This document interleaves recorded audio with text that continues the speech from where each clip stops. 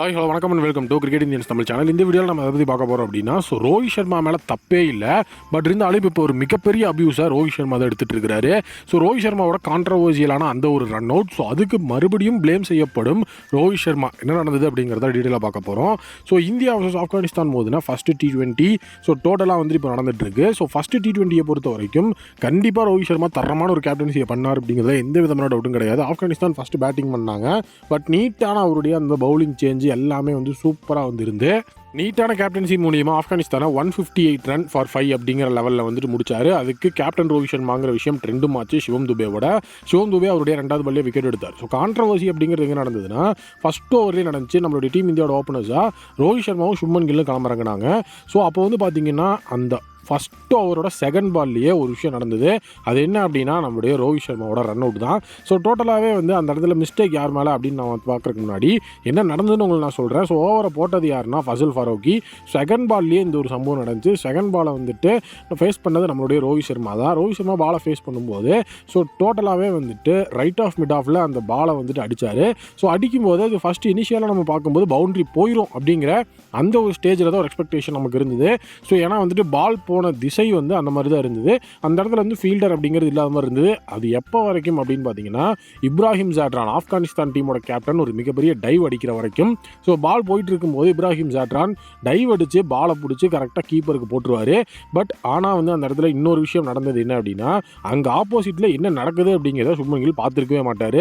டோட்டலாக இப்ராஹிம் ஜாட்ரானையே தான் பார்த்துட்டு இருப்பார். பட் ஆனால் ரோஹித் சர்மா அந்த இடத்துல பால் அடித்த உடனேயே ஃபஸ்ட்டு ஒரு பேட்ஸ்மேனோட வேலை என்ன, ஸ்ட்ரைக்கர் பால் எங்கே ட்ராவல் ஆகுதுங்கிற பார்ப்பார். நான் ஸ்ட்ரைக்கர் ஸ்ட்ரைக்கரை பார்த்து அந்த இடத்துல ரன் ஒன்று. பட் ஆனால் அங்கே சுப்மன் கில் எதுவுமே பண்ண மாட்டார். அது ஃபஸ்ட்டு மிஸ்டேக்கு. சரி ஓகே, அதை கூட சாட்டிஸ்ஃபை பண்ணிடலாம் அப்படின்னு சொல்லிட்டு விட்டுட்டா கூட அந்த இடத்துல என்ன நடக்கும் அப்படின்னா, கரெக்டாக ரோஹித் சர்மா அவரோட ரன்னப்பை முடிச்சு சுப்மன் கில் இருக்கிற இடத்த டச் பண்ணிடுவார். பட் ஆனால் சுப்மன் கில் டோட்டலாக அவர் இடத்துலேருந்து நகரவே மாட்டார். அவர் பாட்டுக்கு இல்லைப்பா அப்படின்னு சொல்லிட்டு விட்டுருவார். ரோஹித் சர்மா அந்த ரன்னப்பை கம்ப்ளீட் பண்ணதுக்கப்புறமும் அவரே வாலண்டியராக போய் அவரோட விக்கெட்டை சாக்ரிஃபைஸ் பண்ணுற மாதிரி இருக்கும். டோட்டலாக இந்த இடத்துல உங்களுக்கு நான் ஒரு எக்ஸாம்பிளும் சொல்லணும் அப்படின்னா, இதை நானே சொல்லலை. டோட்டலாக இப்போ அந்த விஷயம் ட்ரெண்ட் ஆகும்போது அதில் இந்த விஷயம் தான் ட்ரெண்ட் ஆகிட்டு இருக்கு. இதே மாதிரி ஒரு விஷயம் இந்தியா வர்சஸ் ஆஸ்திரேலியாவோட T20 சீரியஸில் நடக்கும். யாருக்கு இடையில அப்படின்னா, ருத்ராஜ் கெய்க்வாத் எஸ்ஆர் ஜெய்ஸ்வாலுக்கு இடையில. அந்த இடத்துலையும் பார்த்தீங்கன்னா, நான் ஸ்ட்ரைக்கர்ல இருந்து ருத்ராஜ் கெய்க்வாத் அவரோட விக்கெட்டை அவர் சாக்ரிஃபைஸ் பண்ணுவார்.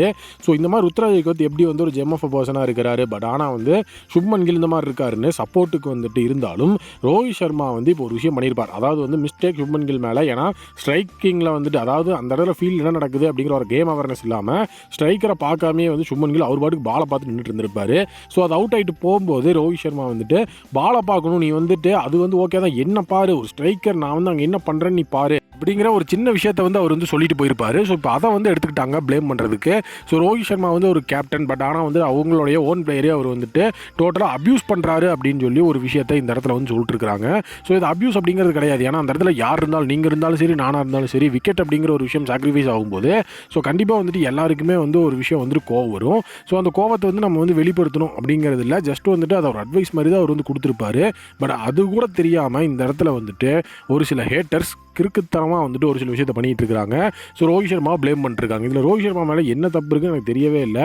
சரி, அவரும் பாலை வாட்ச் பண்ணியிருக்கணும் அப்படிங்கிற விஷயம் சொன்னாலும் அந்த இடத்துல ஃபஸ்ட்டு பால் ட்ராவல் ஆகும்போது அது சிங்கிள் அப்படிங்கிற மாதிரி டிசர்விங் சிங்கிள் பாலாக தான் இருக்கும். அந்த இடத்துல டைவ்.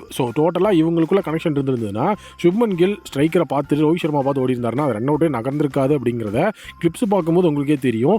இதுக்கும் ரோஹித் சர்மாவை போட்டு அடித்தா டோட்டலாக என்ன சொல்கிறது அப்படின்னு எனக்கு தெரியல. ஏன்டா நீங்கள் எங்கிருந்துடா வர்றீங்க அப்படிங்கிற மாதிரி தான் இவங்களை பார்த்து கேட்க தோணுது. நீங்கள் என்ன நினைக்கிறீங்க அப்படிங்கிறத கமெண்ட் செக்ஷனில் மறக்காமல் கமெண்ட் பண்ணுங்கள்.